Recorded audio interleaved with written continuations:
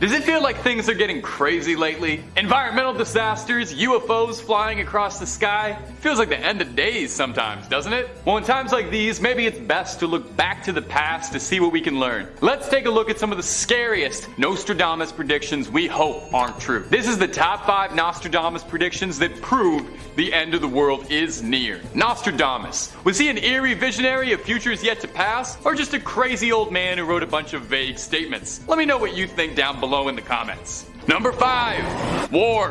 What is it good for? 7 months the Great War. People dead of evil doing. Ruin ever shall not fall to the king. Now, if you've watched any of our previous videos on Nostradamus and other end-of-the-world prediction-style videos, you know that Nostradamus and the other seers tended to keep their predictions pretty vague, but sometimes they spelled it out simple enough that even a simpleton like me could follow along. Nostradamus is predicting a big war, a great war even, in size, not in quality. I don't think there was ever a great war. If the quatrain is anything to go off of, Nostradamus predicts that the war will erupt across Europe and then ravage the countryside while hopefully keeping the city of Rouen, France in a good spot, and will refuse to fall to the king. Now that part is open to a little bit of interpretation because really that could mean anything. Who could the king be referring to? Is it one particular world leader? One nation vying for power? Is it the Burger King mascot who's finally snapped and is on a warpath of world domination? He's easily the most unhinged and dangerous of all fast food mascots and the one I would most expect to start a war. Now,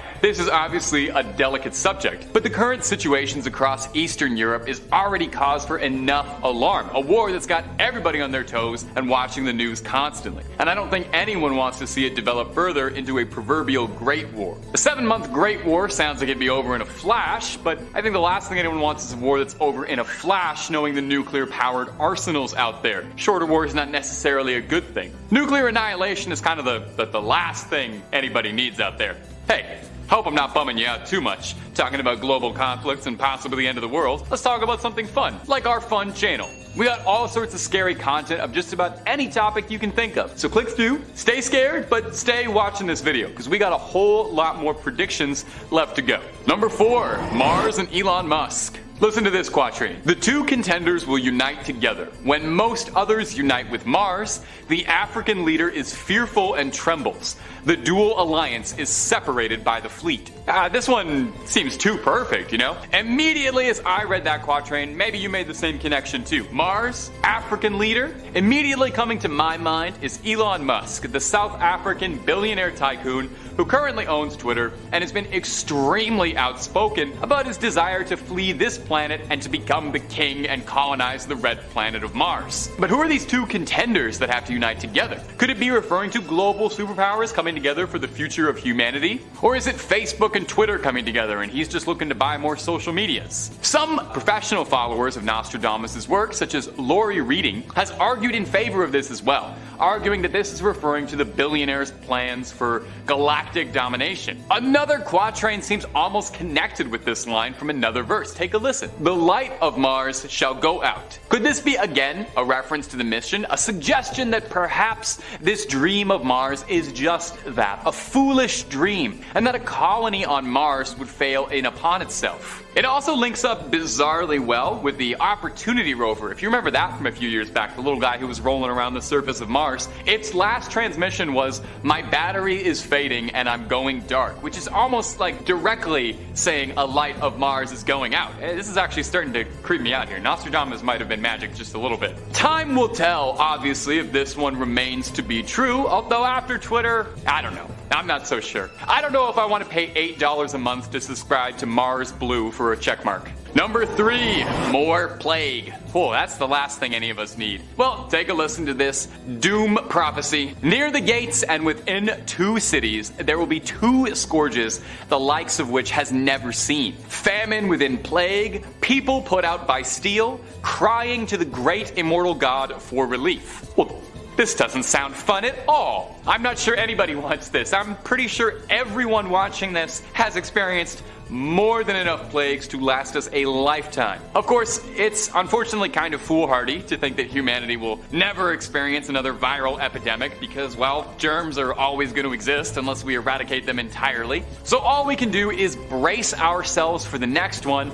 and hopefully learn from the past. I mean, that's why we're looking all the way back to an old French astronomer who was writing things in the 15th century, and the off chance that any of it might help us out. Well, he might be on the money with this one again, because recently in 2021, researchers in Siberia uncovered in a block of ice 33 strains of ancient novel viruses. Now, novel means that they haven't been discovered before, not that they're just kind of fun and no trivia. Personally, I would put them back in the iceberg, I think, and then I would put like a tarp or maybe some tape over it. I think we should just deal with that where it is, and we should not be bringing any ancient prehistoric viruses into today's times.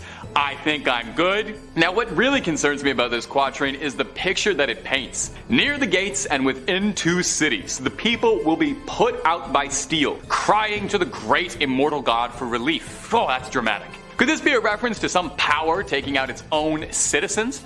Armies firing at infected individuals? Now, it could be that, but it could also be possible that Nostradamus somehow had a powerful vision into the future, and he was just watching an episode of The Last of Us, and he was basing his predictions around that. Good on him for not spoiling that series for 500 years. Number 2, economic crisis. Take a listen to this. No abbots, monks, no novices to learn. Honey shall cost far more than candle wax. So high the price of wheat that man is stirred to eat his fellow man in despair.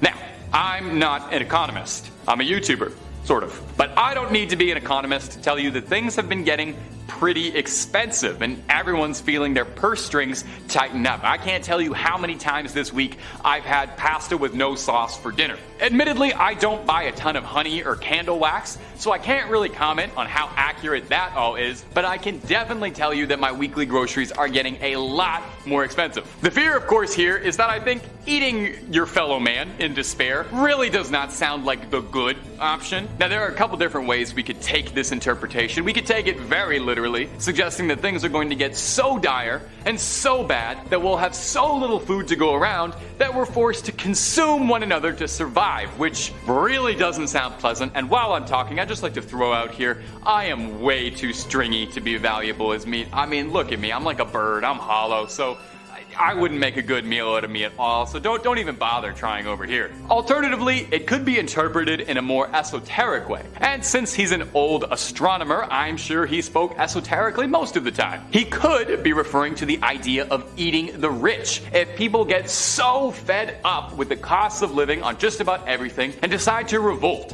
and strike back at the people in charge, hoping to dismantle the systems in place, which, hey, funny enough, actually leads into a segue for my next point really well. It's almost like I set that up. Number 1, great discord. Take a listen. The trumpet shakes with great discord, an agreement broken, lifting the face to heaven. The bloody mouth will swim with blood. The face anointed with milk and honey lies on the ground. Like most of Nostradamus' writings, this one does sound a bit like it's the opening monologue to one of the Lord of the Rings movies, and wow, honey again. Honey was like a really serious cause of concern for this guy. I think he might not have been an astronomer. He might just have been a man who took his morning tea incredibly seriously. So besides crying over spilled milk and honey, what do our great Nostradamus experts have to say about this one? Was Nostradamus banned from his Discord server and writing against the tyrannical mods? Well, like all of the ones on this list, this unnerving prediction seems to suggest that dire violence will come to plague us, with unrest between the masses and classes leading to full-scale rebellion and riots. This little ditty seems to support that, with Nostradamus writing that sooner and later you will see great changes made, dreadful horrors and vengeances. Well, I support great changes, definitely. I'm a huge fan of great changes, but I am not so sure about dreadful horrors and vengeances. I feel like I've seen more than enough of those. The last few years have seen more civil unrest than ever. Like, this is the most upset I've seen people in my life, at least. With it seeming like that somewhere around the world there's a mass-scale protest or riot every couple of weeks. You know, it's easy to flick on the news and you see that and wonder if eventually we're gonna hit a boiling point and we'll see some of those horrifying horrors and vengeances and all those mal thoughts that he was thinking up. And when it does, if we'll see some serious changes, or hey, at the very least, maybe some positive progress towards the price of honey, because apparently that's the most important cause in the world. Well, that's about all she wrote, my ghouls and goblins. As always, thank you so much for watching.